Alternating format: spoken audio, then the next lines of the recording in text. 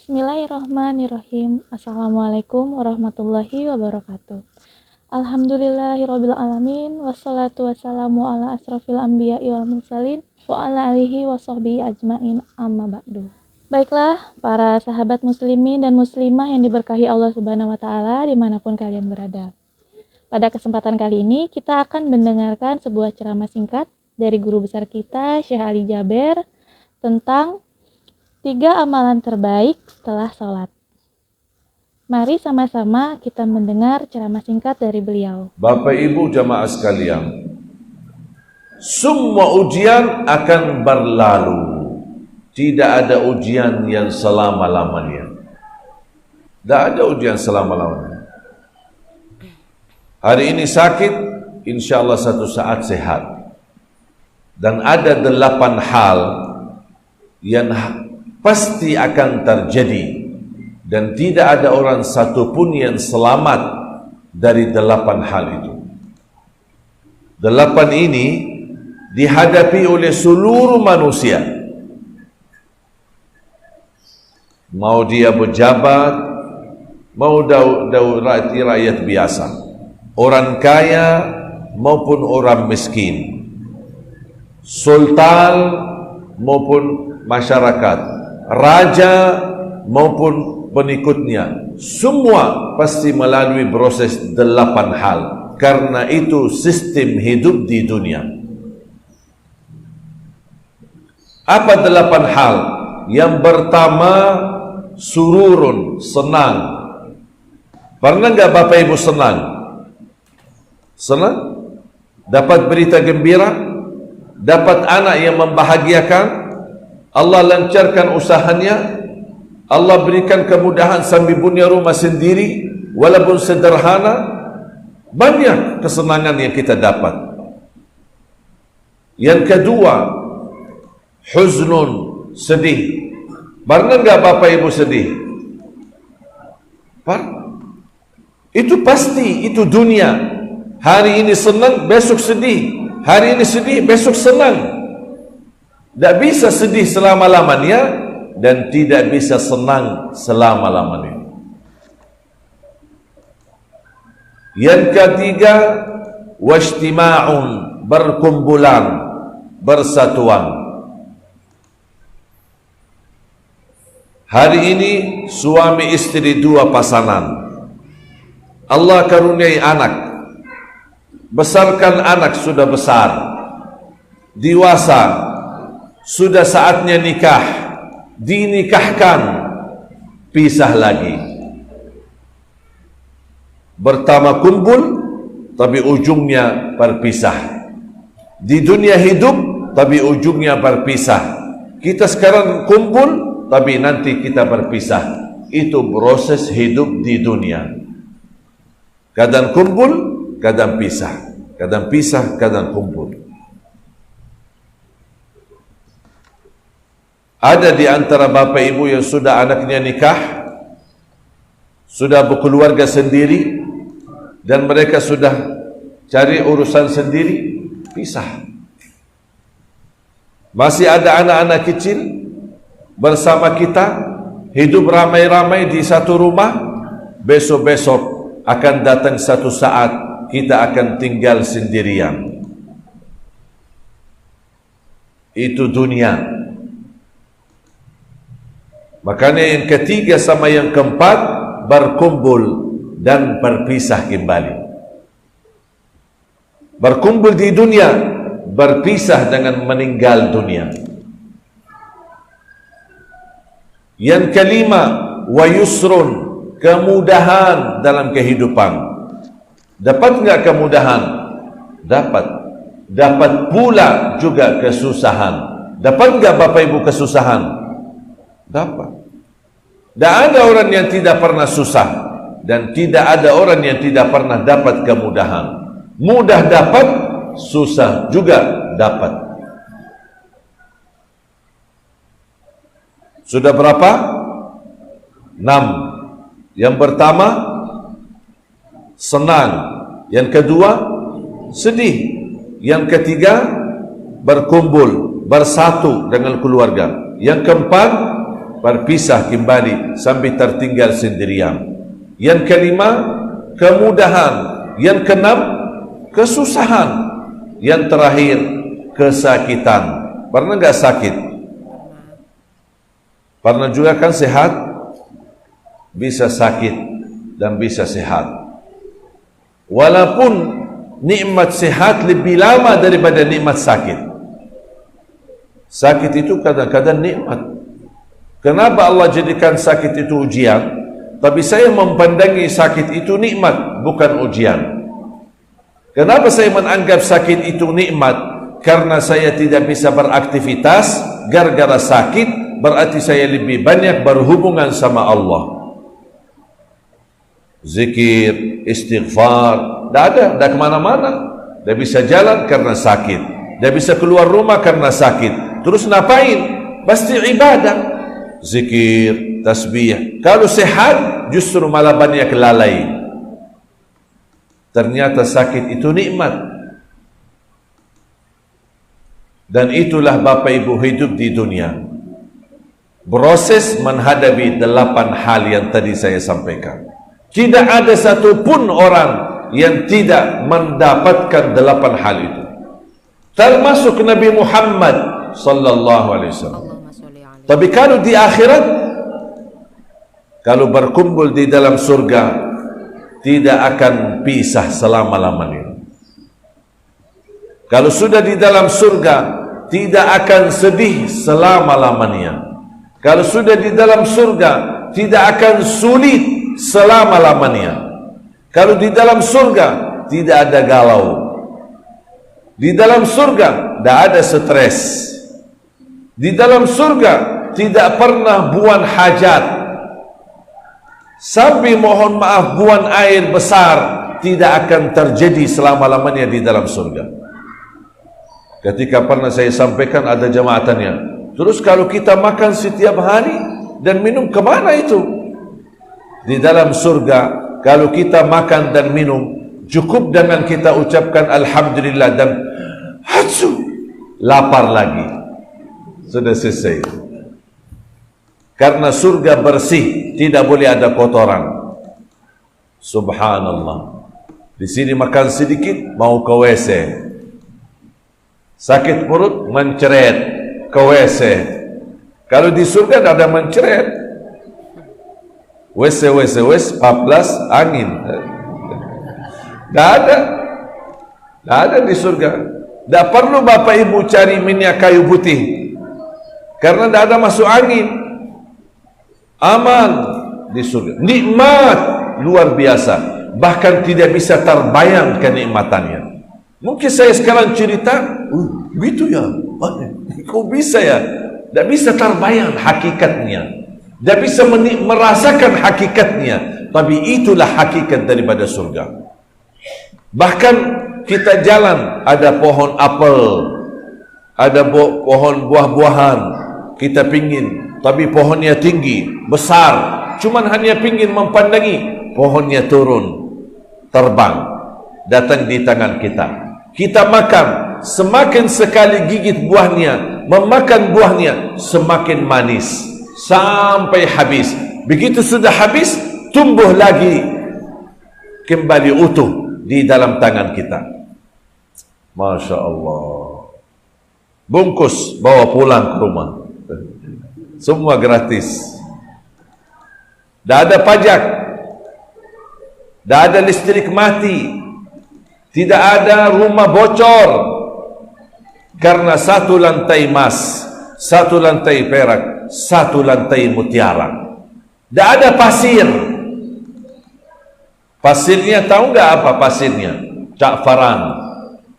Ja'faran, sebuah daun yang berwarna merah, ketika dimasukin ke dalam air menjadi warnanya agak sedikit ke kuning. Itu namanya ja'faran. Ja'faran itu pasirnya surga. Ada enggak batu di dalam surga? Ada, berlian sama mutiara. Itu batunya. Tidak ada batu kita saling lembar. Ada berlian sama mutiara. Subhanallah. Jalan di atas sungai. Ada tempat berenang, ada sungai susu, sungai madu, sungai air yang bersih dan jernih, dan juga sungai khamar. Iman ada khamar di dalam surga? Ada, tapi khamar lazat, bukan khamar yang bikin mabuk. Semua di dalam surga sempurna, baik, dan tidak ada efek sampingnya. Tidak ada flu, tidak ada sakit kepala, tidak butuh cari obat Panadol untuk hilangkan sakit kepala. Tak perlu ke doktor gigi untuk periksa gigi kita. Sehat selama-lamanya, afiat selama-lamanya, sempurna selama-lamanya, bahagia selama-lamanya. Tidur pun jadi nikmat, mimpi enak makan, ingin mendapatkan makan. Pas mimpi, mimpi ikan, bangun, ikan sudah di depan mata. Mau ikan apa? Bakar? Semua nikmat. Subhanallah.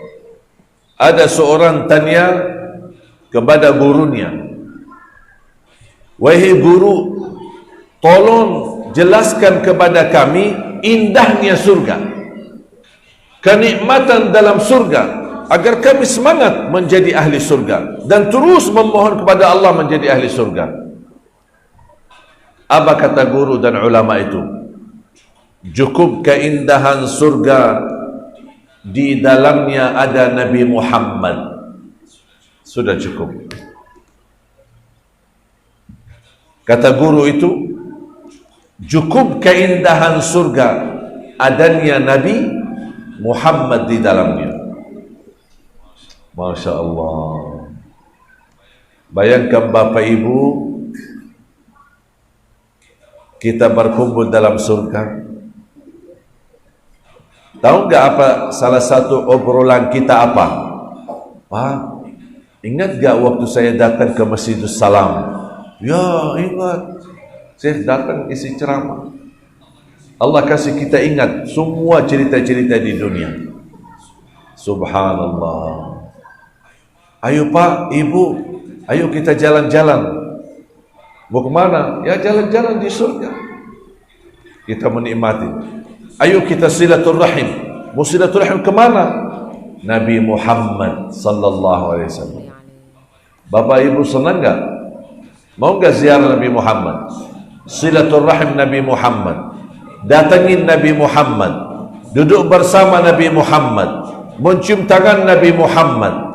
Mohon maaf, kita di Indonesia adanya banyak kuburan dan makam para wali. Kita datangin makam para wali aja senang dan bahagia. Apalagi kalau kita datangin makam Nabi Muhammad sallallahu alaihi wasallam. Lebih lagi kebahagiaan kita datangin Nabi Muhammad itu sendiri kalau sudah di dalam surga. Masya Allah.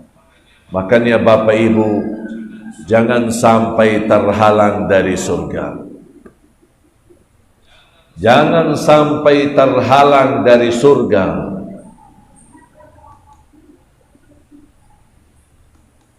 Salah satu taman surga di dunia adalah majlis ilmu.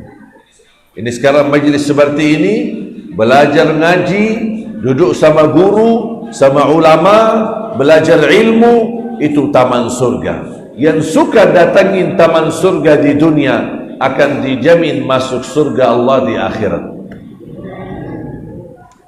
Ma'murkan masjid, cinta majlis ilmu, datangin ulama, belajar agama, belajar Quran, itulah surga di dunia.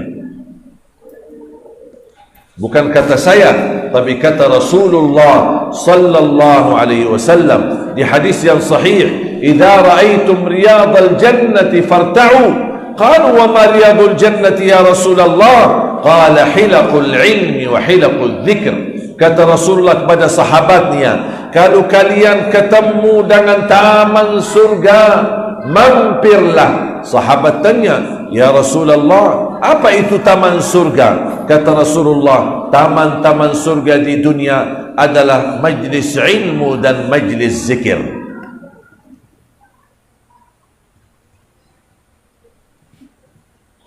Tolong Bapak Ibu jaga 3 amalan. Jangan tertinggal ayat kursi setiap habis salat. Hafalkan ayat kursi? Bisa? Dibaca habis salat selalu atau kadang-kadang baca, kadang-kadang lupa? Baca teruskan. Tahu enggak pahalanya apa? Sudah tahu pahalanya belum? Belum. Rasulullah sallallahu alaihi wasallam bersabda, "Man qara'a ayatal kursi dubra kulli salatin laysa bainahu wa bainal jannati illa yamut." Barang siapa yang membaca ayat kursi setiap habis salat dijamin masuk surga. Masya Allah. Saya sering sampaikan ke jamaah, dalam kesibukan apa saja, ada urusan binting, ada urusan mendadak, mau buru-buru habis salat di masjid atau musalla, mau cepat pulang karena ada urusan, usahakan jangan tinggalkan ayat kursi habis salat.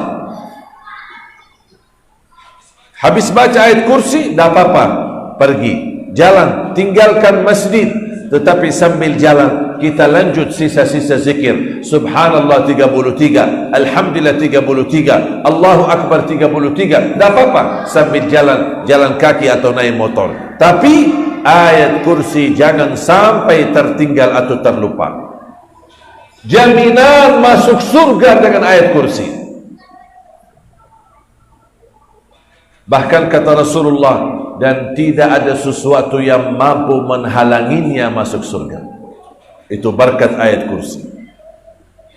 Yang kedua, ayat kursi dibaca di saat mau tidur, akan dijaga oleh Allah dan tidak didekati oleh syaitan. Bapak ibu mohon maaf, anaknya terlanjur tidur, belum baca ayat kursi, tak apa-apa. Bapa atau ibu bacakan ayat al-kursi sambil usap kepalanya. InsyaAllah dijaga oleh Allah dan tidak didekati oleh syaitan. Jelas? Amalan yang kedua, jangan tinggalkan salawat kepada Nabi Muhammad sallallahu alaihi wasallam. Kalau bisa minimal setiap hari 100 kali. Itu minimal. Karena sekali kita salawat kepada Nabi Muhammad dapat 10 kali rahmat. Berarti kalau 100 kali berapa rahmat? 1000 kali rahmat. Salah satu wasilah Allah mengangkat bala dan mengangkat corona, kita harus undang rahmat. Kalau ada rahmat, tidak ada bala.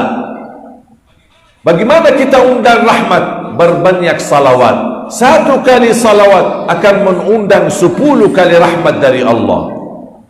Berarti kita butuh tingkatkan salawat. Bagi Sayyiduna boleh, tidak bagi Sayyiduna boleh. Salawat yang panjang boleh, salawat yang pendek boleh. Mana bapak ibu bisa? Boleh.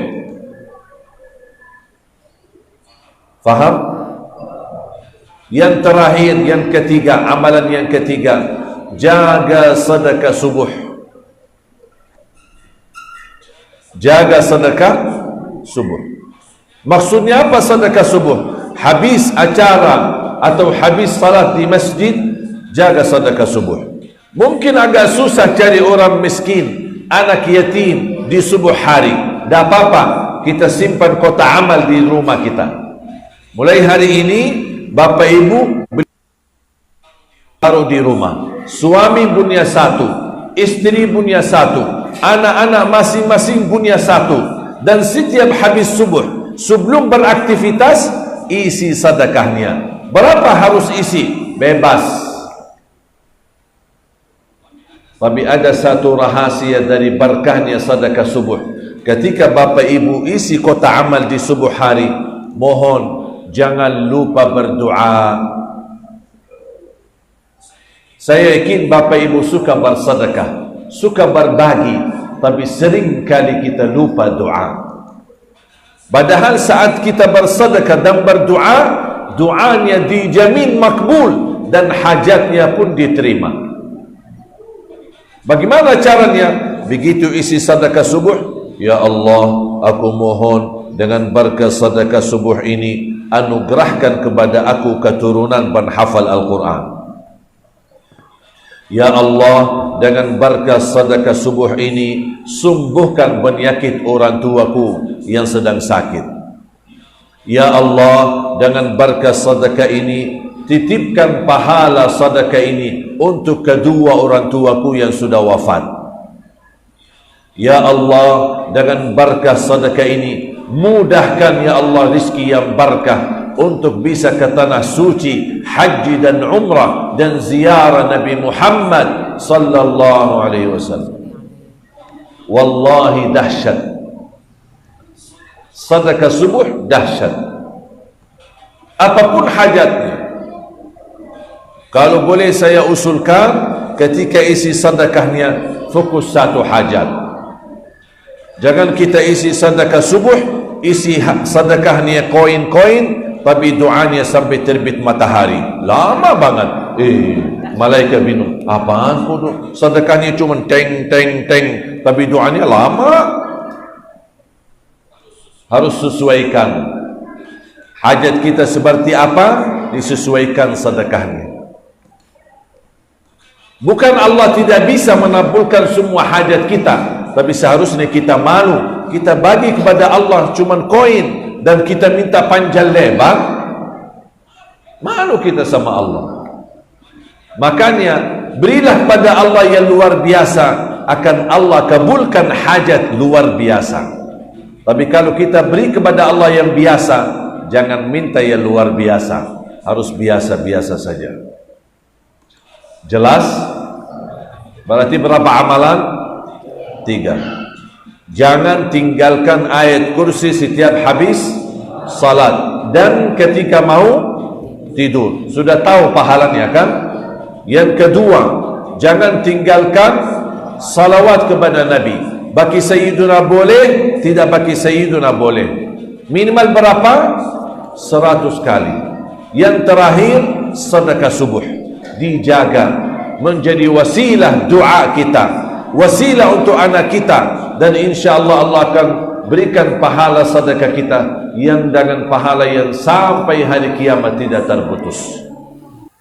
Baiklah para sahabat muslimin dan muslimah yang dirahmati Allah Subhanahu wa taala. Telah sama-sama kita saksikan ceramah singkat dari guru besar kita, Syekh Ali Jaber, tentang 3 amalan terbaik setelah sholat. Semoga ceramah singkat ini dapat memberikan manfaat bagi kita semua. Sekian dari saya. Wassalamualaikum warahmatullahi wabarakatuh.